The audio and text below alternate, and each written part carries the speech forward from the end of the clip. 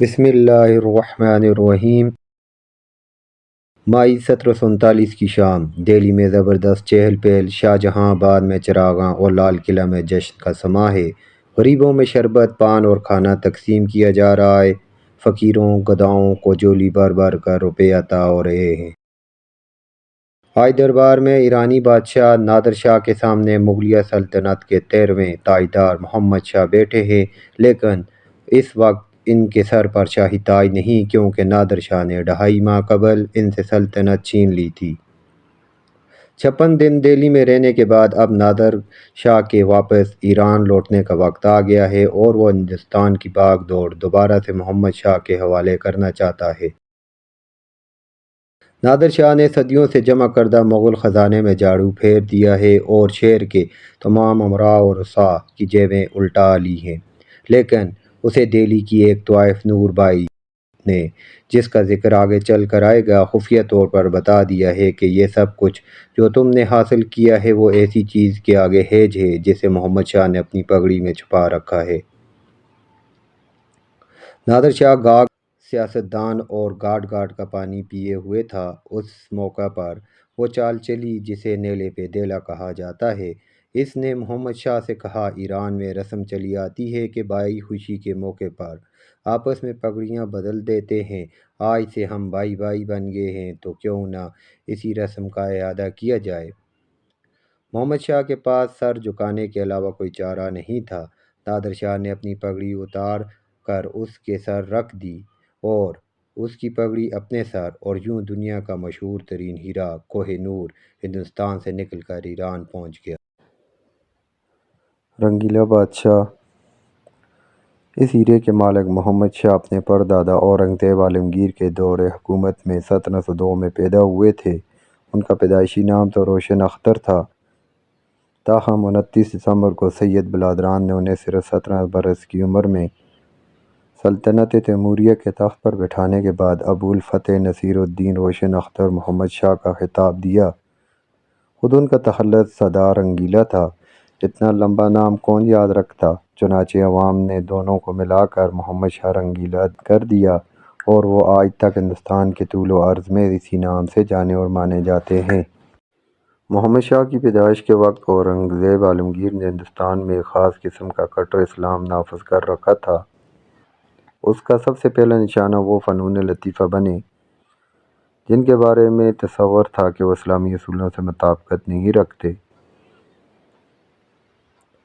اس کی ایک دلچسپ مثال اطالوی سیاح نیکولو منوچی نے لکھی ہے۔ وہ کہتے ہیں کہ اورنگزیبی دور میں جب موسیقی پر پابندی لگی تو گویوں اور موسیقاروں کی روٹی روزی بند ہو گئی۔ آخر تنگ آ کر 1000 فنکاروں نے جمعے کے دن دہلی کی جامع مسجد سے ایک جلوس نکالا اور آلات موسیقی کو جنازہ کی شکل میں لے کر روتے پیٹتے گزرنے لگے۔ اورنگزیب نے دیکھا تو حیرت زدہ ہو کر پوچھوایا، یہ کس کا جنازہ لیے جا رہے ہو، جس کی خاطر اس قدر آہ و بکا کیے جا رہے ہو؟ تو انہوں نے کہا، آپ نے موسیقی قتل کر دی ہے، اس لیے دفنانے جا رہے ہیں۔ اورنگزیب نے جواب دیا، قبر ذرا زیری کھودنا۔ طبیعت کا اصول ہے کہ ہر عمل کا رد عمل ہوتا ہے۔ یہی اصول تاریخ اور انسانی معاشرت پر بھی لاگو ہوتا ہے کہ جس چیز کو جتنی سختی سے دبایا جائے اتنی ہی قوت سے ابھر کر سامنے آتی ہے۔ چنانچہ اورنگزیب کے بعد بھی یہی کچھ ہوا، اور محمد شاہ کے دور میں بھی وہ تمام فنون آب و تاب سے سامنے آ گئے جو اس سے پہلے دب گئے تھے۔ اس کی سب سے دلچسپ گواہی مرکہ دہلی سے ملتی ہے۔ یہ ایک کتاب ہے جسے محمد شاہ کے درباری درگاہ قلی خان نے لکھا تھا، اور اس میں انہوں نے لفظوں سے وہ تصویریں کھینچی ہیں کہ اس زمانے کی جیتی جاگتی سانس لیتی دہلی آنکھوں کے سامنے آ جاتی ہے۔ اس کتاب کے مطالعے سے ایک عجیب بات سامنے آتی ہے کہ صرف بادشاہ ہی نہیں، اہل دہلی کی زندگی دو انتہاؤں کے درمیان پینڈولم کی طرح سفر کرتی تھی۔ ایک طرف تو وہ عیش و عشرت سے لبریز زندگی بسر کرتے تھے، جب اکتا جاتے تو سیدھا اولیاء کے آستانوں کا رخ کرتے تھے، اور جب وہاں سے دل بھر جاتا تو دوبارہ زندگی کی رنگینیوں میں پناہ لے لیتے۔ مرکہ دہلی میں حضور کے قدم شریف، قدم گاہ حضرت علی، نظام الدین اولیاء کا مقبرہ، قطب صاحب کی درگاہ اور درجنوں دوسرے مقامات کا ذکر کیا ہے جہاں عقیدت مندوں کی بھیڑ رہتی تھی۔ کتاب میں لکھا ہے کہ یہاں اولیاء کرام کی اتنی قبریں ہیں کہ ان پر دہشت بھی رشک کرتی ہے۔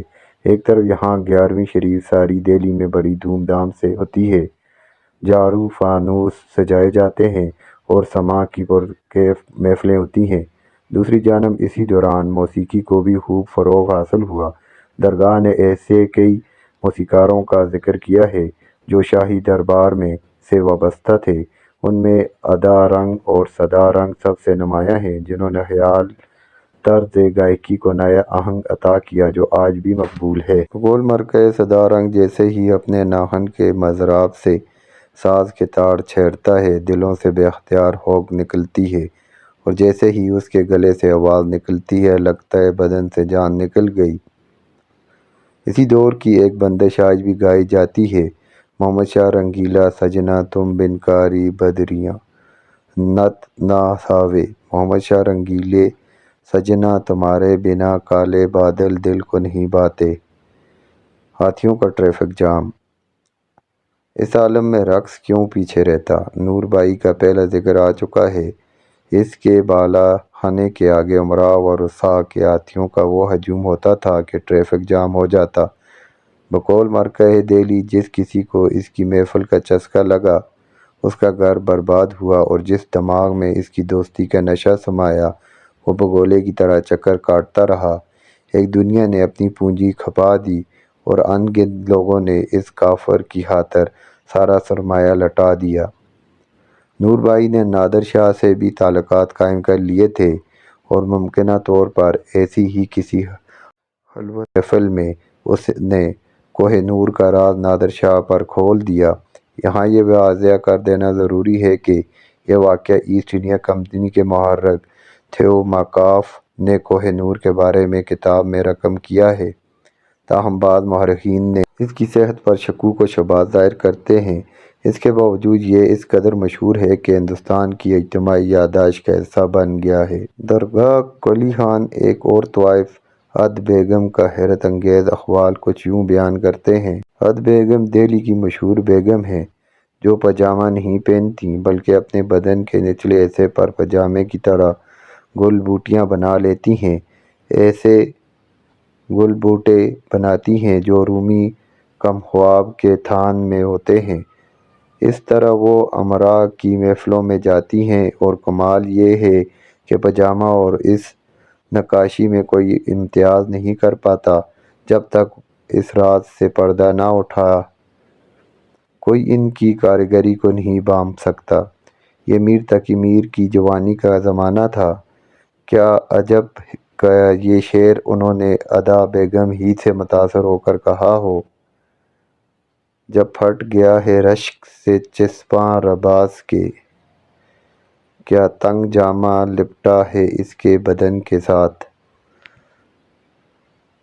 اس دوران محمد شاہ کے شب و روز کا معمول یہ تھا کہ صبح کے وقت یوروکا درشن میں جا کر بٹیروں ہاتھیوں کی لڑائی سے دل بہلانا۔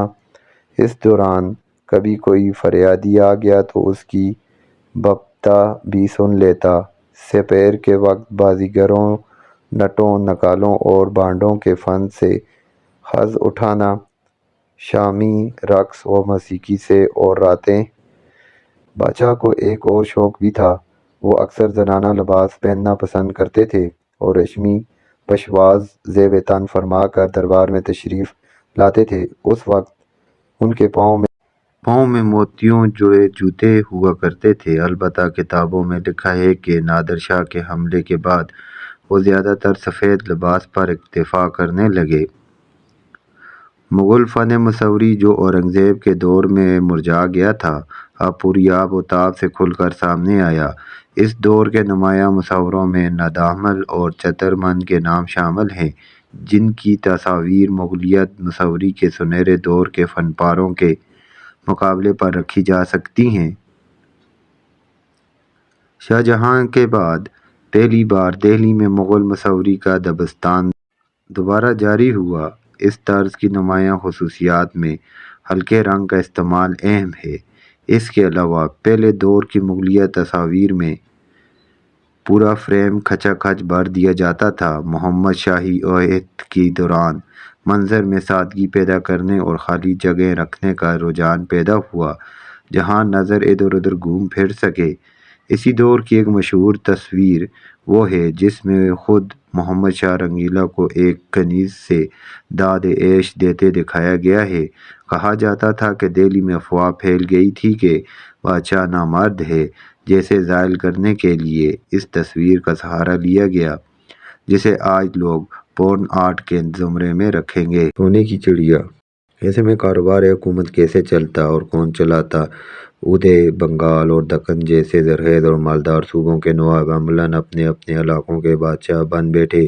ادھر جنوب میں مرہٹوں نے دامن کھینچنا شروع کر دیا اور سلطنت تیموریہ کے پخے دھرنا شروع ہو گئے، لیکن سلطنت کے لیے سب سے بڑا خطرہ مغرب سے نادر شاہ کی شکل میں شامت اعمال کی طرح نمودار ہوا اور سب کچھ تار تار کر گیا۔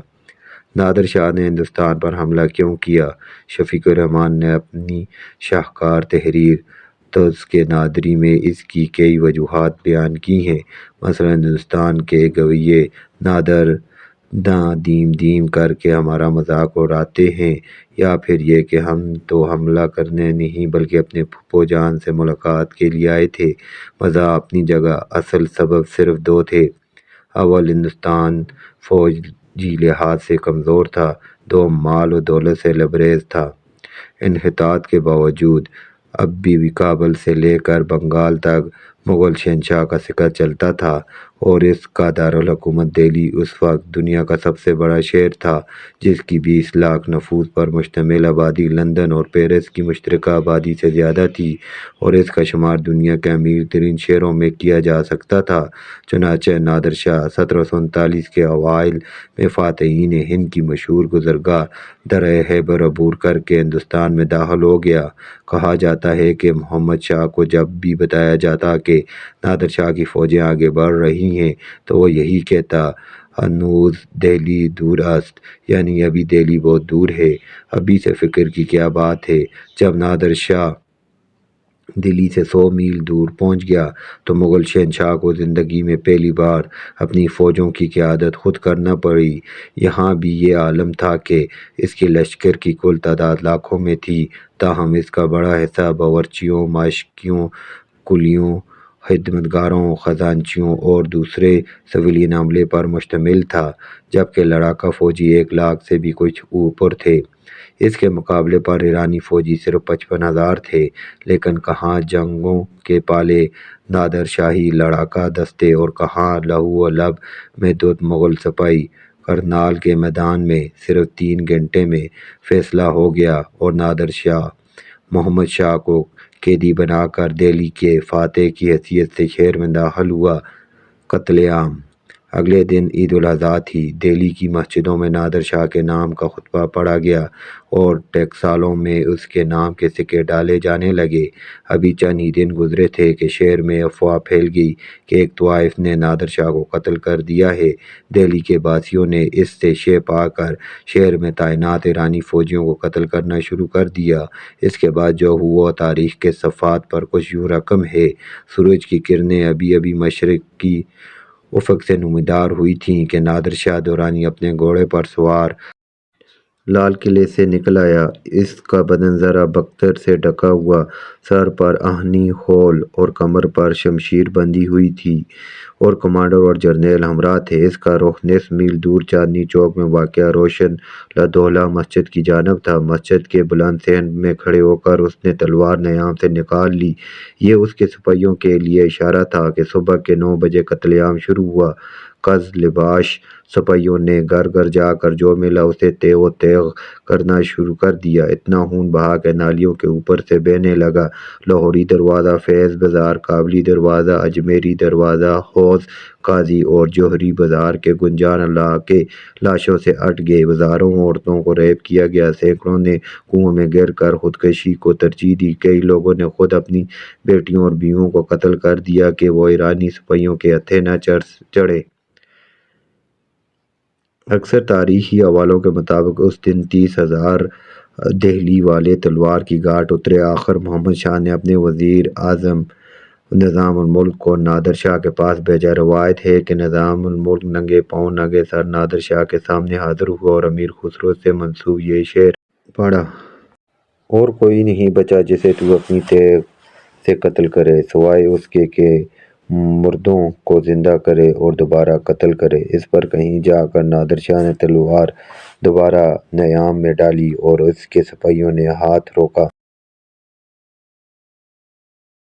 قتل عام بند ہوا تو لوٹ مار کا بازار کھل گیا۔ شہر کو مختلف حصوں میں تقسیم کر دیا گیا اور فوج کی ڈیوٹی لگا دی گئی کہ وہ وہاں سے جس قدر ہو سکے مال و زر اکٹھا کریں۔ جس شخص نے اپنی دولت چھپانے کی کوشش کی اسے بدترین تشدد کا نشانہ بنایا گیا۔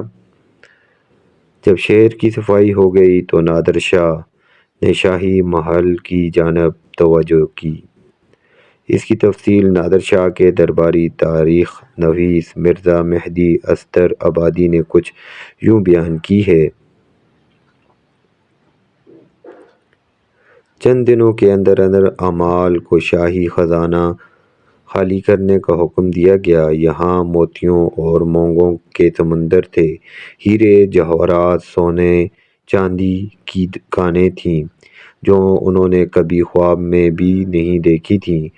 ہمارے دہلی میں قیام کے دوران شاہی خزانے سے کروڑوں روپے نادر شاہ کے خزانے میں منتقل کیے گئے۔ دربار کے امراء، نوابوں اور راجاؤں نے مزید کئی کروڑ سونے اور جواہرات کی شکل میں بطور تعاون دیے۔ ایک مہینے تک سینکڑوں مزدوروں نے سونے چاندی کے زیورات، برتنوں اور دوسرے ساز و سامان کو پگھلا کر اینٹیں ڈالتے رہے تاکہ انہیں ایران ڈھونے میں آسانی ہو۔ شفیق الرحمن تزک نادری میں اس عمل کو کئی کے بار تفصیل بیان کی ہے۔ ہم نے ہزارۂ مروت محمد شاہ کو اجازت یہ دی کہ اگر اس کی نظر میں کوئی ایسی شے ہو جس کو ہم بطور تحفہ لے جا سکتے ہوں اور غلطی سے یاد نہ رہی ہو تو بے شک ساتھ باندھ دیں۔ لوگ داڑیں مار مار کر رو رہے تھے اور بار بار کہتے تھے کہ ہمارے بغیر لال قلعہ خالی خالی سا لگے گا۔ یہ حقیقت تھی کہ لال قلعہ ہمیں بھی کافی خالی خالی لگ رہا تھا۔ نادر شاہ نے کل کتنی دولت لوٹی؟ تاریخ دانوں کے مطابق اس کی مالیت اس وقت کے 70 کروڑ روپے تھی جو آج کے حساب سے 156 ارب ڈالر بنتی ہے، یعنی پاکستان کے 3 بجٹوں کے برابر۔ یہ انسانی تاریخ کی سب سے بڑی مسلح ڈکیتی تھی۔ انجام: کثرت شراب نوشی اور افیم کی لت نے محمد شاہ کو اپنی سلطنت ہی کی طرح اندر سے کھوکھلا کر دیا تھا، اس لیے ان کی عمر مختصر ہی ثابت ہوئی۔ ابھی سن 46 ہی کو پہنچا تھا کہ ایک دن اچانک غشی کا دورہ پڑا۔ طبیبوں نے ہر نسخہ آزما لیا، انہوں نے اٹھا کر حیات بخش باغ منتقل کر دیا، لیکن یہ باغ بھی بادشاہ کی حیات کی گھڑی کچھ زیادہ طویل نہیں کر سکا اور وہ ساری رات بے ہوش رہنے کے بعد اگلے دن چل بسے۔ انہوں نے نظام الدین اولیاء کے مزار میں امیر خسرو کے پہلو بہ پہلو دفن کیا گیا۔ شاید اس کے پیچھے یہ خیال کا فرما ہو کہ جس طرح امیر خسرو کے شہر نے دہلی میں قتل عام رکوایا تھا، اسی طرح شاید ان کی صحبت میں بادشاہ کو آخری زندگی میں بھی کچھ مدد فراہم ہو سکے۔ یہ اپریل کی 15واں تاریخ تھی اور سال 1748 تھا۔ ایک لحاظ سے یہ محمد شاہ کے لیے اچھا ہی ہوا کیونکہ اسی سال نادر شاہ ہی کے ایک جرنیل احمد شاہ ابدالی نے ہندوستان پر حملوں کی ابتدا کر دی تھی۔ ظاہر ہے کہ بابر، اکبر یا اورنگزیب کے برعکس محمد شاہ کوئی فوجی جرنیل نہیں تھا اور نادر شاہ کے خلاف کرنال کے علاوہ اس نے کسی جنگ کی قیادت نہیں کی، نہ ہی ان میں جہاں بانی و جہانگیری کی وہ قوت اور توانائی موجود تھی جو پہلے مغلوں کا خاصہ تھی۔ وہ مرد عمل نہیں بلکہ مرد محفل تھے اور اپنے پردادا اورنگزیب کے برعکس فنون حرب سے زیادہ فنون لطیفہ کے شیدائی تھے۔ یہ سب کہنے کے باوجود نامساعد حالات، بیرونی حملوں اور طاقتور امراء کی ریشہ دوانیوں کے دوران مغل سلطنت کا شیرازہ سنبھالے رکھنا ہی محمد شاہ کی سیاسی کامیابی کا ثبوت ہے۔ ان سے پہلے صرف دو مغل حکمران اکبر اور اورنگزیب ہی گزرے ہیں جنہوں نے محمد شاہ سے زیادہ عرصہ حکومت کی۔ دوسری طرف محمد شاہ کو آخری بااختیار مغل شہنشاہ بھی کہا جا سکتا ہے، ورنہ اس کے بعد آنے والے بادشاہوں کی حیثیت امراء، دربار، مرہٹوں اور بالآخر انگریزوں کے کٹ پتلی سے زیادہ کچھ نہیں تھی۔ ساری رنگینیاں اور رنگ للیاں اپنی جگہ، محمد شاہ رنگیلا نے ہندوستان کی گنگا جمنی تہذیب اور فنون کی ترویج میں جو کردار ادا کیا اسے نظر انداز کرنا ناانصافی ہے۔ پلیز سبسکرائب مائی چینل کو سبسکرائب کر لیں۔